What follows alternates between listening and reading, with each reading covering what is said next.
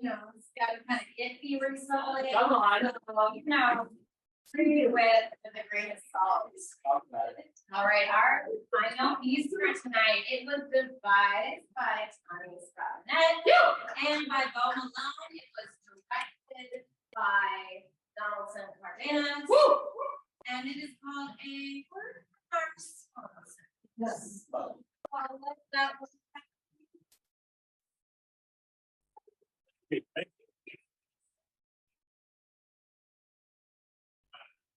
Hello there, fellow human persons with open minds and hearts and organs and spleens. why are you talking about sleep? Everyone has a spleen. It's very related to spleens. Everyone has spleens, right? Can we check if everyone has spleens? Yes, no, yes. Spleen. Spleen, excellent, great. I'm very intuitive. It doesn't need to be exactly word this. I just need your MBTI results, Myers-Briggs. No. I'm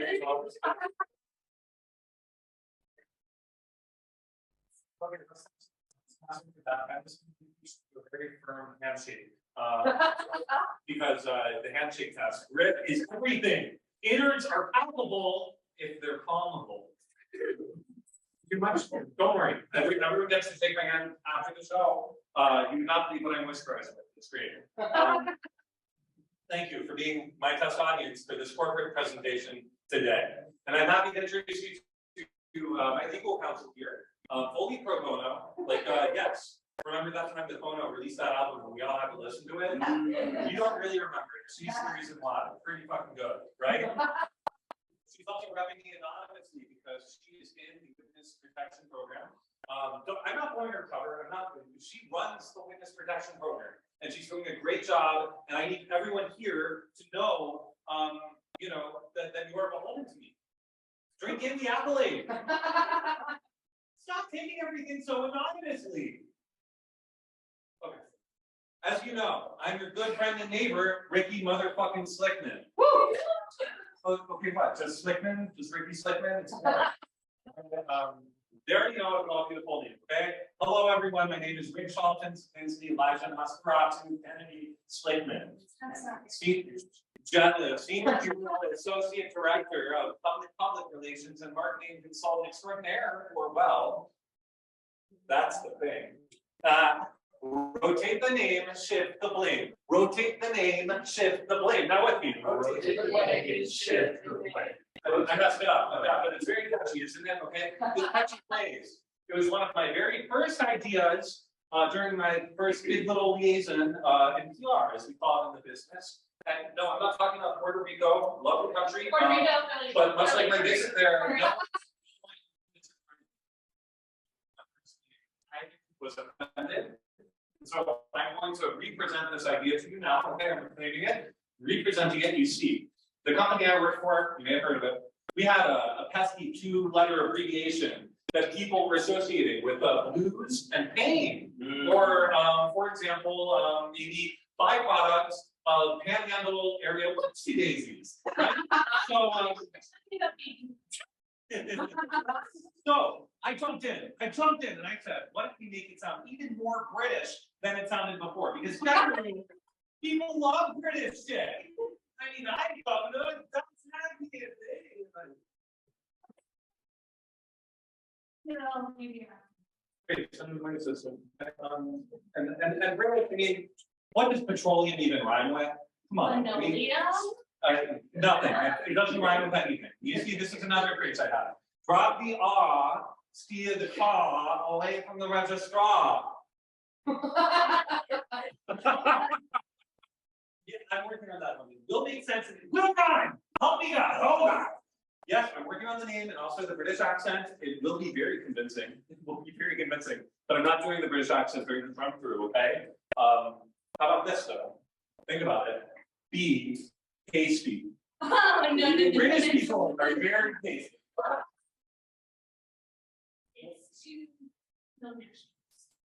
But you said I can talk about the teeth. I wasn't allowed to talk about the teeth. You're boxing me. You're boxing me in. Okay? Anyways, my point is, it's June. How about this? Be proud. The gays love lube. and they're not big.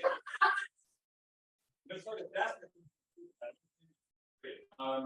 Well, you know, if you're gonna call me more hurtful names, like whatever, you know, ethanol Nancy list, then, you know, you at least need to give me like 90 minutes to learn what that means. And then maybe 30 minutes to explain how if I put my mind to it, I can be so much worse than whatever that is.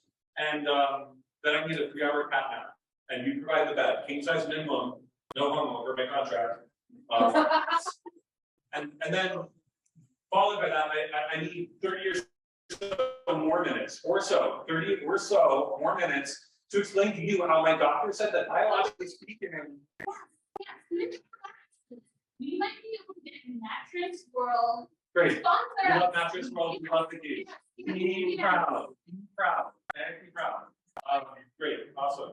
I was saying though, biologically speaking, my doctor will assure you of this. My heart is not in the wrong place. There's not technically like all right place for a heart to be in, but it's pretty damn close. Okay, at the very least. I said 30 or so. Okay, you see, this is what makes me feel good. Let's change the conversation for the greater sociopathy. Am I right? Yeah. Greater good is so yes, so for my own girl age stuff, and it's way too alliterative. The greater sociopathy, it sounds like a really hip indie band that makes stimulating concept albums with really interesting ideas about outer space and what it might be like to fuck bitches and drive nice cars there. Anyways, yeah, the greater sociopathy, it feels like a really cool hip new club drug that, you know, the kind you would take during this kind of corporate lecture or whatever to get through it. It also, a cozy greater opacity could be like a lampshade, like the nice one we have there. It's a really nice lampshade, and it's sort of like, you know, it makes the room a lot comfier. And sometimes in the light, we look at things and we think, oh, scary, cockroaches, ants, in-laws, right? We do that. This is Christian, and I have many series of cockroaches, which I will get to later in this presentation. With the right lampshade in the room, you would be surprised how many cockroaches you can befriend and domesticate. And then slowly but gently coerce, crushing and eating your enemies. This is how I connect with my audience. All right, trust the abscess. I mean, trust the excess. Trust the excess. Excess is success. Okay. Anyways, I'm so glad to be joining you for today's summit. I'm so grateful to my close friends Allie and Burden for bringing me on tonight. They're great. I'm here because we, as humans who have or once had, or maybe will one day have, blood and spleens and colons, just like yours. We're concerned about spills. Very concerned. The title of my talk today is based upon my own work about 10 years ago or so, about a splash in the middle event that you may have heard about. We call it an experimental marinade overload incident, kind of moment situationship, as the kids would say these days. You do say that, right? You do. Yeah. It was also called, and I love this because it sounds like a really cool video game level that I could the program. The deep print situation to them. That's a really long name. Exactly. That name was just a little thing that I worked on fresh out of uni, as we say in Britain. I'm going to work on my British accent a lot more, but like my dog is really triggered when I try to do it at home. So I haven't had a real opportunity to dive into it. I will. But the second I'm going to be the nice enough a little bit, it's kind of working. And don't make me the bad guy here. You started it, okay? I digress. You see, you may have heard of the Deepwater Horizon current situationship moment, right? Yeah. No, you wouldn't have heard of it. I thought, I mean, have you even thought about hearing about it? Well, obviously no, because the name is just way too long and it doesn't fit into the little thing, which is why it's just long enough. And that's why this talk is called How to Turn Your BP Oil Spill into a BP Oil And that's the biggest case I've ever done. I've worked on a lot of cases. I've been slicking the slightly slushy moments of our most favorite multinational corporation chips for millennia. Millennia, of course, is my gender inclusive term to describe a generational cohort who've also been described as people of or adjacent to millennial origin. And you just call them millennials. Yeah, and let's start here. And if you're compliant to not, we'll fucking end here. Because in my industry try, emphasis on try, because I try very hard. And you have to give me credit for that. Okay? I demand credit for trying and lying. And not dying. And Did you say lying? no, I didn't say lying. That's not something I do. I don't lie. I never lie. In my industry, we get a lot of this word. What we have to remember is that the word complaint is just a two-letter do-si-do to my favorite word, client. Here's a start. Have you ever thought to yourself, maybe, the oil spill has nothing to do with me? Or, I'm fresh out with thoughts and prayers. Or, how about we all just take a box or two of wine into the bathtub with us? Clean off. Box wine? Okay, my wife says it's a non-negotiable, it's the most fragrant.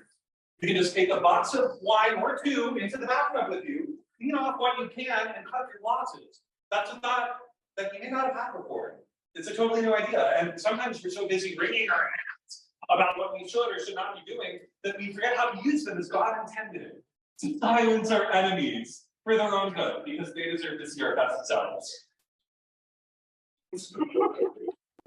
And to assist you towards that happy thoughts, our good friends Procter and Gamble have resolved their differences.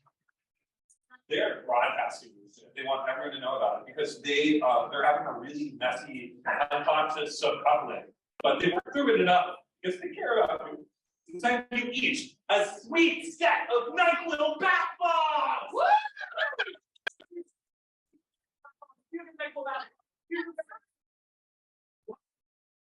So, if it's soon to do that. I bought them myself, but I said it was a gift because people. Oprah was here because that's her. Okay, well, okay, noted. I'll pivot. Here's the tip. When you want people to bend to your will, but you have to seem polite, I've learned to make your statement into a hypothetical. What if everyone looks under their chair? What if everyone looks under their chair? What if there was a NyQuil bath bomb sent to each of you individually from our good friends Procter and Gamble, who worked very hard in therapy to be brave enough to stand in their truths and collaborate on this gift relationship? But you put the bath bombs there, right? Are the bath bombs there? Look under chairs. Look under. Are they there? You're not. Fuck. Okay, I get my question. It's not my God. Yeah, okay, whatever. Okay, here we go. How to turn your oil spill into a BP oil? Mindfulness. Step one, mindfulness. We have a lot on our minds these days. Retirement plans, the latest automobile models, how to get married, how to shortly thereafter get unconsciously subcoupled and not use a tremendous clean because you've been so. Excuse me. I know I can't talk about that legally. Which car to drive to the grocery store? Which one are you going to choose? You know, very relatable problems. But how about you get your mind full of this little number, oil? Yeah, that's right. How about you just try something new and siphon a bunch of oil into your head and look at everyone's not what? I'd rather know. Siphon a bunch of oil through your.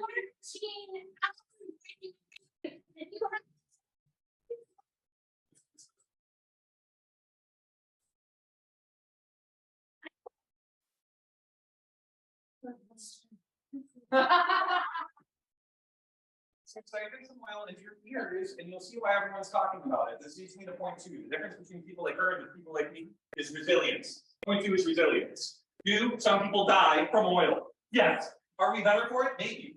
It depends on the person, you know? Okay? Could you or I actually be like the oil burst from Spider-Man and turn our arms into guns, squirt it into the eyes of our enemies? Of course! Nate! Me too, Nate! British! Which brings me to point three. Point three, family values. I am the most important member of my family. And so I really value my family's input on this matter. Remember the cockroaches I mentioned from earlier with the lampshade and the creator sociopathy? Yeah, I started a family with a beautifully large and hyperactive lady cockroach named Jessalyn. And we have 84 gorgeously terrifying offspring together because I value my commitment to mindfulness and resilience. I started slowly slipping small amounts of oil in everything they loved the most and watched what happened. 5 years later, They're almost beyond that. And they know what I love. They know that I love watching to see how mindful and resilient they all can become. And that brings us to my final point, towards turning your oil spill into an oil. Unity. Point 4 is unity. I have lovingly laid my beautifully large and hypercharged Lady Cockroach wife Jessalyn and her 84 gorgeously terrifying offspring into the best kiddie pool our good family friends, the Waltons, have to offer from their humble little heart. They're gathered over there, and I will join with them in a unitedly mindful, resilient, family-oriented congealment. And we will show everyone what the next Marvel movie will be about.